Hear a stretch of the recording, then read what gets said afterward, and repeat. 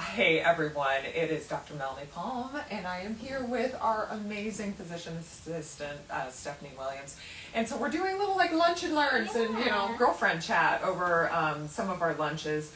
And we want to try and do this weekly so we can give our patients sort of an idea of what we're passionate about, what's kind of new, where we feel like the field of aesthetic dermatology is heading, and something that I think Stephanie is really passionate about and I love as well, because I think we really have a focus here at the clinic of things that are sort of regenerative, and just kind of ways of sort of bringing our faces and other structures just sort of back to where they were and rejuvenating some of our natural tissues is something we're going to talk about called Easy Gel. Yes. So maybe Stephanie, you can give a little background. Tell us sort of like where the common areas that we tend to address in terms of using something like Easy Gel or platelet rich fibrin, which is kind of a component of it. Yes, absolutely. So platelet rich fibrin is PRF, as Dr. was saying, and we can actually isolate this protein called albumin from our blood sample, and we mix it together with the PRF, and we can actually chill part of it and heat part of it to create a gel-like substance that we use to inject in areas in the face that are traditionally more higher risk areas to inject with something such as dermal fillers. So I love this procedure because it's totally safe, it's autologous to your body. There's very few contraindications as long as you're not immunocompromised or you're not on certain medications, then you're a candidate for this procedure. And common areas we like to treat are, for example, under eyes in the tear trough area. And I like it because we can actually go within the orbital rim all the way up into the lash line to help with skin quality and texture. Some people have like crepiness because the skin is so thin in this area that it's a nice little treatment to do to kind of help thicken that skin, and it also helps brighten the complexion, some dark circles under the eyes.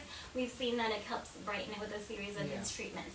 Other common areas we do are temples, very common. We do cheeks, we can do mid-face, even lateral face.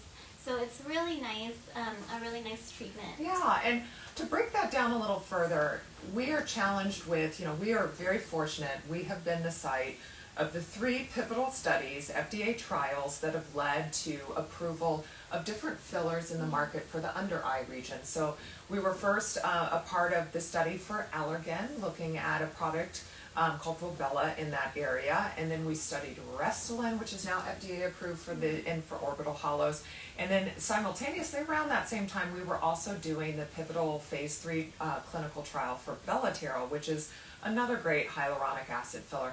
These are great products, and I think sometimes fillers get a bad rap. They need to be used judiciously. We use very small amounts of that. In the clinical study, it showed small amounts, and really now we've got a new Restylane size for the eyes that can be used just a half a cc in that area. But as you mentioned, Stephanie, we want to be really careful that we are injecting on bone. We typically use a cannula. Occasionally in the lateral orbital rim we'll use a very small insulin syringe and kind of backfill that to help fill some of that area. But as Stephanie mentioned, a no-fly zone with fillers is actually getting above the orbital rim into this area. It's a bad area and not an ideal area to put filler.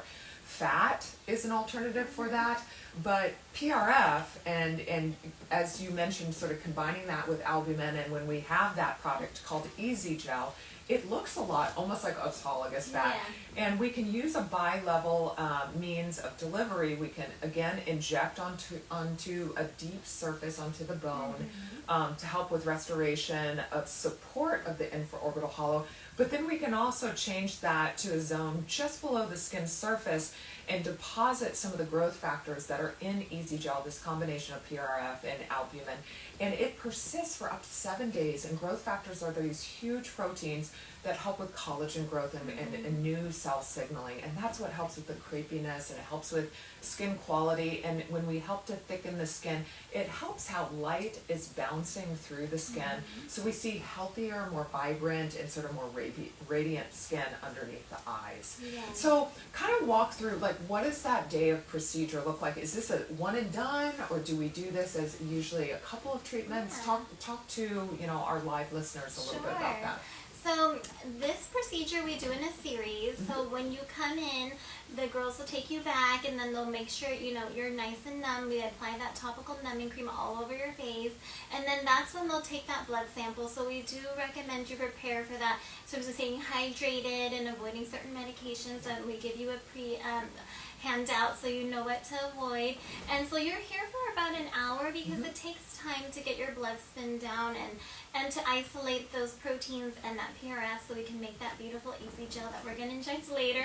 And so be prepared to be here for about an hour prior to our time. So myself, Julie, and Dr. Palm all do this procedure. So our time of injection is anywhere between 15 minutes, 30 minutes at the most of our time. So just add that. And so once you're nice and numb, it's a pretty, comfortable procedure because we do want to make sure everybody's comfortable with the anesthesia. And then I also use a cannula, like Dr. Palm mentioned, which is a blunt shaped tube, and it helps minimize bruising, and it helps with comfort level as well, because we add topical nummy dots in our entry points. There's really not too many entry points in terms of aftercare and downtime, because we're only opening maybe 1 or 2 on each side of the face, depending what we're treating and our target areas. And so aftercare, you might be a little swollen, especially in the under eye area, just because we're injecting volume, as Dr. Palm mentioned. It's not going to be a replacement for some of those dermal fillers that we use in the under eye.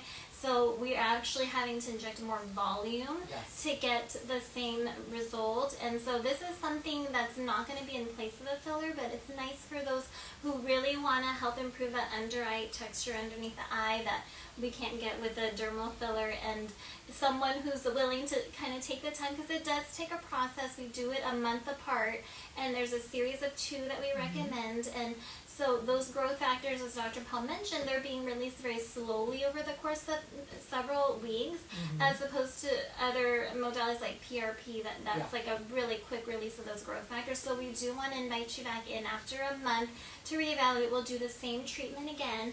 And then usually at the 3 to 4 month mark, we'll start to notice that neocollagenesis that we're trying to stimulate with this process, with those growth factors and those nice. And we've had some really nice results in, I think, patients that are allowing us to show some before and after. So if you do have questions and you're coming in for a consultation with one of us to talk about either PRF or Easy Gel, let us show you some photos, because I think that's really important for you to see realistic outcomes from things. I think, we get a lot of questions. PRP is becoming a more familiar treatment.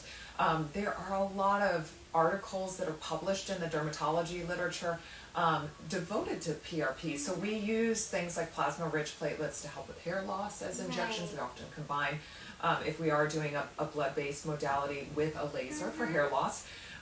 We also use PRF, and we'll kind of explain these differences for everything that we used to do PRP. So I would say about a year, maybe a little over a year and a half ago, we really switched our office from doing all PRP to PRF.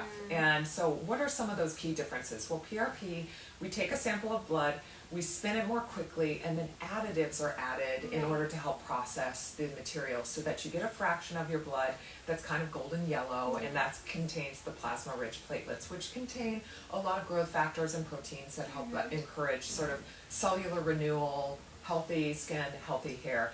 The reason I really like PRF, and another byproduct of PRF, Easy Gel, is because we're spinning it more slowly. It's a gentle process on the blood product that we're taking. We're not adding anything. So with PRP, when we used to do that, we would add a little bit of numbing agent, because it is acidic and it would sting horribly if you did it without some numbing agent. The nice thing about PRF is we're not adding anything. It's a blood product, so it's quite similar in pH to your skin, so you don't notice a discomfort from the actual product when we're injecting it. There's a little bit of like pressure if we're injecting in certain layers, but the product itself is not stingy, which I think is a huge difference. Big time. And then we're not only getting sort of the PRP fraction of the blood, but we're getting the fibrin matrix too, right? So I explain it to patients that it's kind of like having a sponge that's got all of these really yummy things that are going to help stimulate healthy processes, tissue renewal, new collagen growth, and if we're doing something like Easy Gel with larger volumes, we do get some volumetric changes that are very pleasing in areas where we have thin skin, such as the tear troughs. So I think that's a huge benefit. We do Easy Gel typically as a series of 2 treatments, as you were talking about. Most patients are really happy with that when we get to that outcome. If it's someone that has a little more of a volume deficit, or we're trying to improve treatment a little further, sometimes we'll encourage a 3rd treatment. And then what do you tell patients in terms of maintenance? Like, when should they come in to do a maintenance treatment? Sure, I think that's totally dependent on the patient, you know, because as we age, we're continuing to lose that collagen. And it also depends on the person's ability to make that new collagen, because we're stimulating that new collagenesis, but everyone's different. And so I like to check in at the 6-month point, because that's nice to show you guys your photos to see kind of where things are going. And then if you're happy with things, honestly, you probably need just a different treatment, maybe once a year. But I do have some patients that come in more frequently, like maybe every 6 to 9 months they might do one. Not necessarily the whole series again, but maybe just a little touch-up treatment. Yeah, absolutely.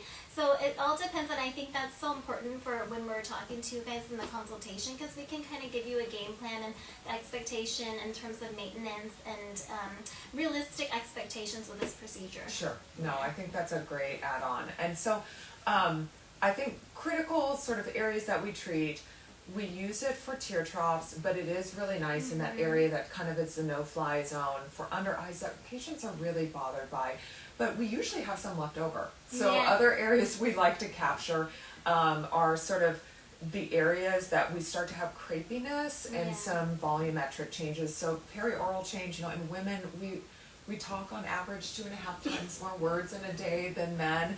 And I think just part of our hormonal changes with time, how our soft tissues respond to that. We have thinner skin than men do, and we're talking more, we're using the tissues more. So I think there's a lot of different, what we call multifactorial sort of reasons why we age a little faster sometimes in that lower third of the face. So that's often an area I look to if we've got a little extra product and want to use that. And if we have, you know, people do get concerned about using something quote unquote foreign in their body. You know, there's lots of products that are FDA approved that I think are amazing, but if you are someone that just wants to be a strict person, I just want myself healing myself, I just want to use something that's myself, you really, I mean, we're using a blood product that's you, there's not anything being added. The chance of a reaction is basically nil. There's a small chance of a bruise like any injectable procedure, mainly because the numbing dot that we're doing.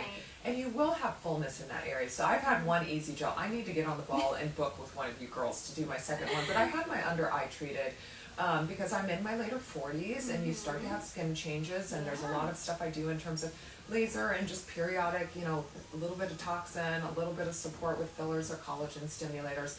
But I think this is one of the things that catches an area that's really hard to treat without having a ton of downtime. And so when I had that area treated, and I think it's good to be a patient sometimes, even as a provider, because you explain things a little bit more significantly and you've been in their shoes. I was a little bit full in that area for up to 7 days. So I think that's important to know, just if you're planning things professionally or socially, you know, especially the first time, if you haven't been through it, I think, you know, pick a quiet time that if you do unfortunately get a little baby bruise, or you have, you know, what we would expect is some fullness and some swelling in that area, that's normal. It's going to go away, but it can take several days for that to subside. Yeah, absolutely. Yeah. And I totally agree with you in terms of maintenance plans. I think it depends on the patient, but I would say 6 months to 12 months, and I usually just do one top off. I think this has been an amazing complement to some of my sculptor patients and collagen stimulating patients, that we're doing a lot to sort of restore skin texture, because we now know Sculptor has been recently FDA approved to help with skin textural changes in the lower third of the face. We see, you know, pretty volumetric changes. We're doing our nice procedures. We've got good skincare, but that under eye area is a tough one. I think there's going to be some technologies coming down the road that we will be able to sort of piggyback on things like Easy Gel, so stay tuned. I think in coming months we'll be able to talk about some things. Maybe that'll be another good lunch and learn. But I think 6 to 12 months for, you know, just a reasonable, just single one-off procedure to maintain results is reasonable, and it's you, and I like that idea that it's you kind of healing yourself and giving yourself back growth factors and signaling that's making our skin milieu and our soft tissues sort of more regenerative and in a space where they want to be, you know, not anabolic or anabolic and not catabolic. So just lovely product, and I think we're always trying to look towards things that are regenerative and harnessing our body's own ability to heal itself. And I definitely think that Easy Gel sort of fits that category. So if people want to get a hold of Stephanie and or Julia or myself in order to talk a little bit more about Easy Gel, what's our website? And I can give our phone number so that you can get in touch with us. artistskinmd.com. Yeah, and our phone number is 858-792-7546. We're closed for lunch. And then, Steph, what's your handle? So it'll be on our post, but just so you have it. Stephanie Williams Aesthetics PA or something. Yeah. We'll make sure that we Stephanie make a note of it too. So thank you guys for joining us. I want to thank Stephanie for spending a little bit of her lunch hour educating us all. And we look forward to seeing you guys here at Arctic Skin MD. Thanks so much, and we will end now. Bye.